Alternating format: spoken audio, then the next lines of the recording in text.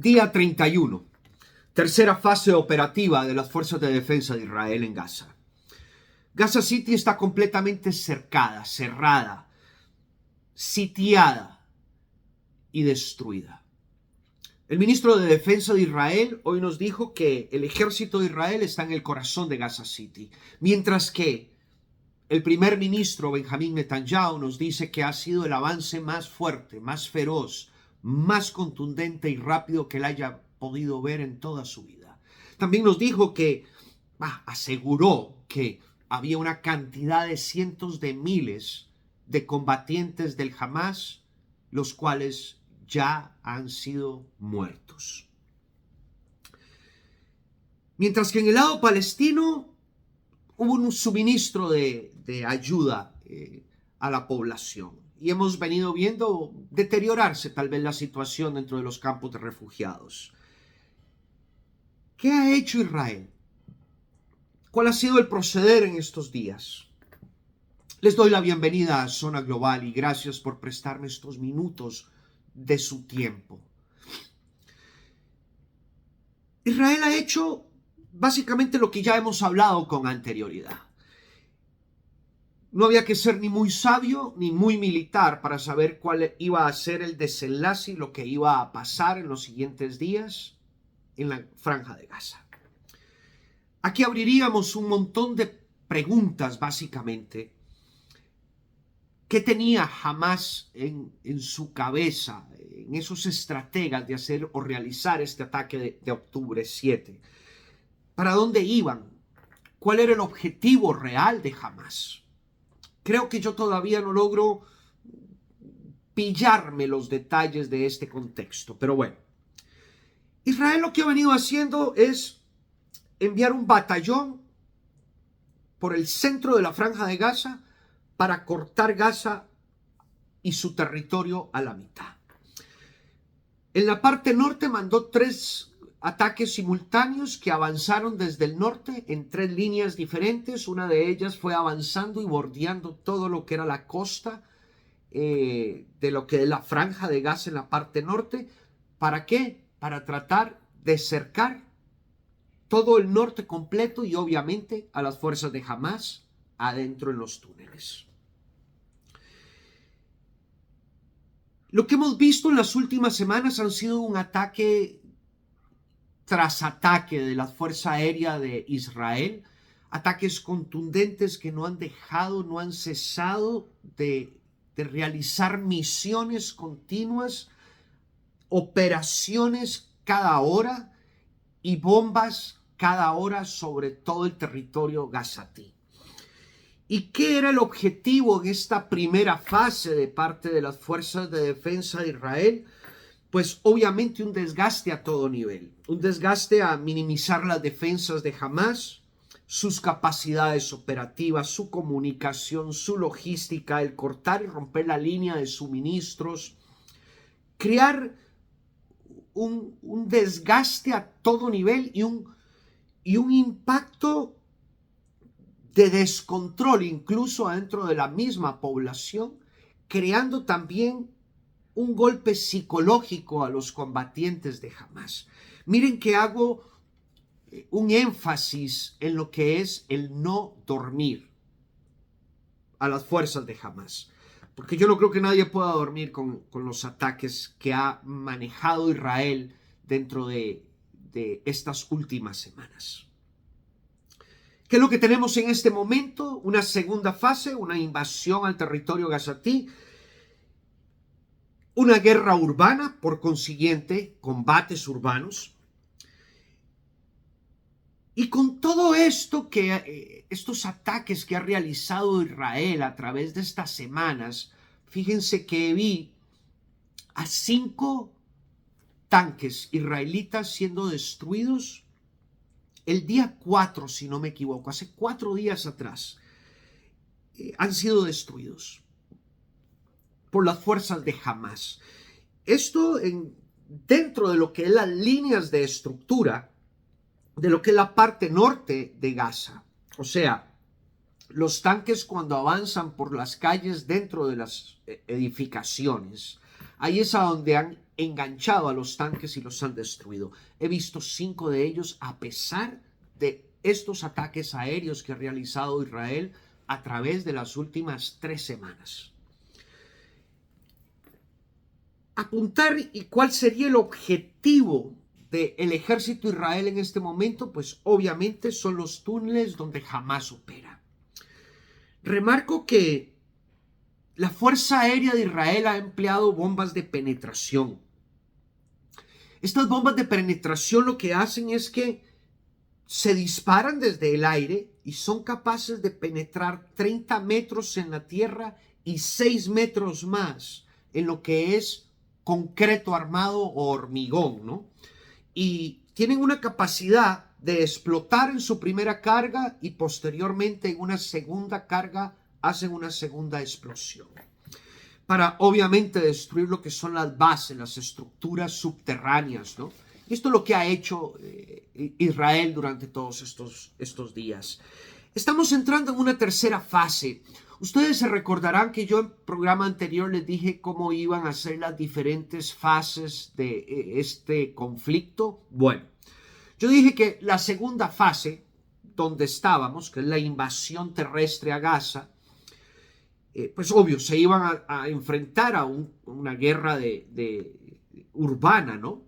Pero que podía ser dividida en 2 partes, que dentro de esta segunda fase dividieran esta segunda fase en 2 y la segunda fase se enfocara a los túneles de Hamás. Bueno, ya ellos definieron cómo lo iban a hacer y le han declarado prácticamente una tercera fase operativa.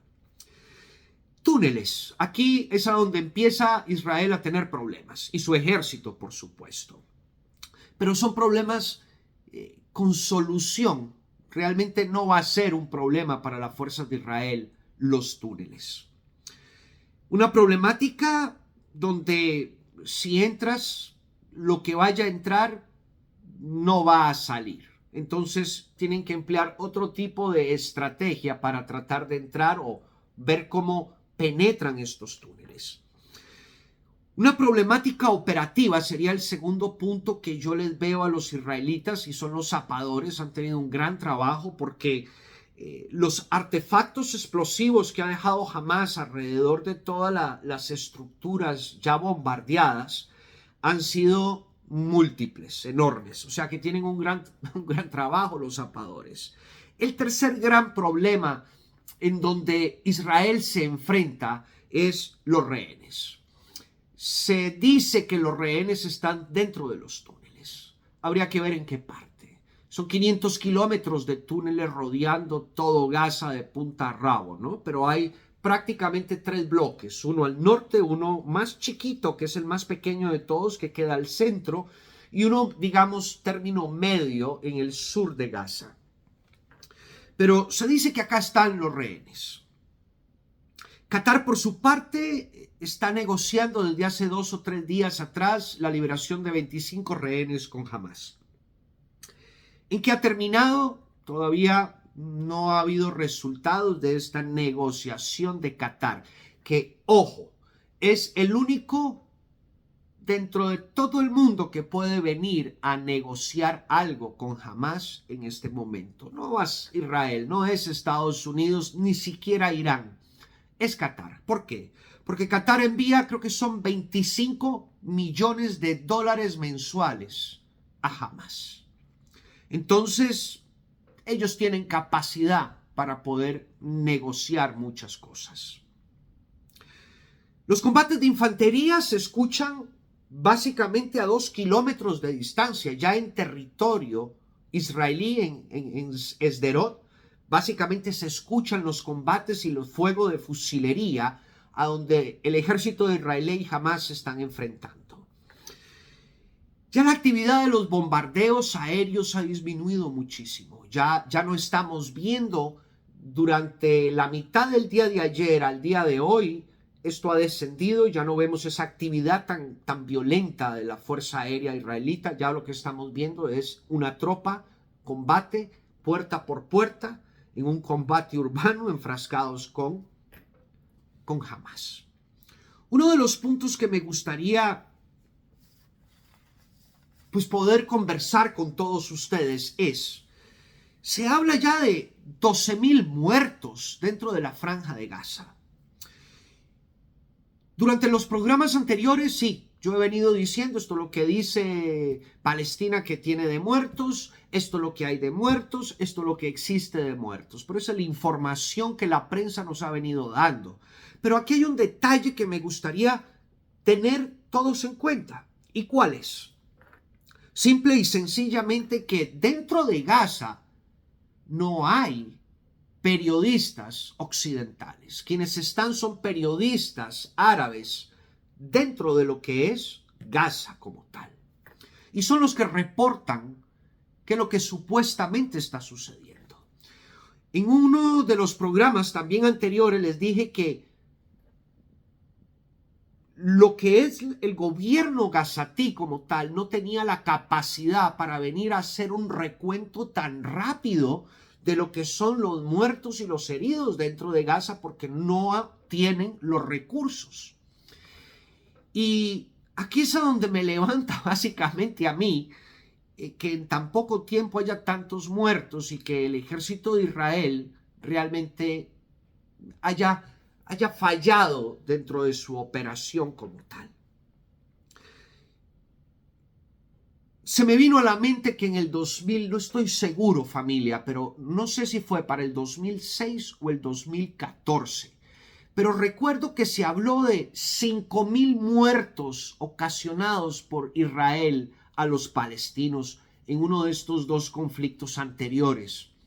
Y al final de cuentas, no habían 5,000 muertos, habían 52 muertos, no 5,000.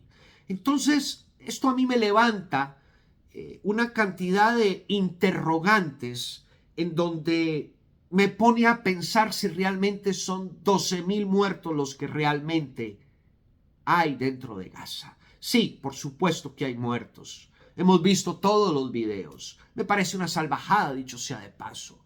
Me parece que el pueblo palestino se merece otra cosa. Se merece otra vía. Se merece oportunidades. Se merece un terreno para ellos.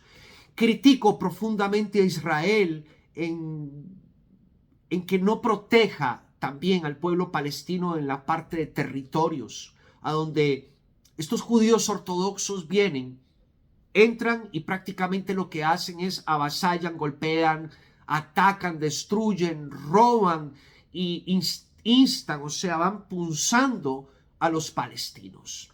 Cuando les preguntan, y esto lo he visto en videos, es Dios nos mandó a vivir aquí.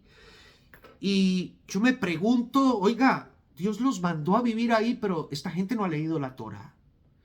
Y me van ustedes a preguntar por qué no han leído la Torá. Miren, algo que castiga profundamente la ley judaica es el robo. Y esta gente lo que hace literalmente es robar las tierras a los palestinos. Y cuando me refiero a robar es que no las compran. Simplemente los botan, los echan, los desplazan. Y el ejército de Israel y el gobierno israelí no hace mayor cosa al referente. Entonces, para mí esto es un robo de tierras. ¿Y por qué? Porque ahí, en esas casas palestinas, hay personas que nacieron ahí, que tienen 65 años viviendo ahí. Entonces, el que venga a dañar, a atacar, a golpear y cuando se vayan se quedan con la tierra, para mí es un robo. Entonces deberían leer también la Torá y ver lo que realmente Dios nos dice. En las tres religiones principales, los musulmanes, los católicos y los judíos, el robar también es un delito. Ahí se las dejo, señores. Esto es lo que tenemos acá de lo que está pasando en Israel. Yo realmente no vería un conflicto netamente militar. Veo un conflicto ideológico, veo un conflicto religioso. No creo que la guerra realmente nos venga a resolver mucho, ni a acabar jamás como tal. ¿Por qué? Porque jamás es una ideología. Y las ideologías cuesta mucho destruirlas a punta de tiros. Una vez más los dejo hasta ahí y estamos conectados. Espero les haya gustado. Chao.